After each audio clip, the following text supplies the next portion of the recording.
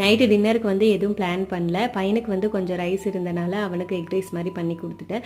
Tuition முடியும்போது 9 ஆயிடுச்சு. அதுக்கப்புறம் வந்து வேறு ஏதாவது சமைக்கிறதுனா டைம் ஆயிரும்னு சொல்லிட்டு உப்புமாவே செஞ்சாச்சு. உப்புமா வந்து எனக்கு சுத்தமாக பிடிக்காது. ஹஸ்பண்ட் வந்து உப்புமா செய்யும்போது தேங்காய் சட்னி செய்ய சொல்லுவார். அதனால தேங்காய் சட்னியும் ஊற்றியாச்சு. சாப்பிட்டுட்டு பாத்திரம்லாம் இருந்துச்சு, எல்லாம் கழுவி எடுத்து வச்சுட்டேன். பையனுக்கு வந்து ஃபஸ்ட்டெல்லாம் உப்புமா சாப்பிட்ருந்தா குழந்தையிலலாம். இப்போ வந்து அவனுக்கும் பிடிக்கிறதில்ல.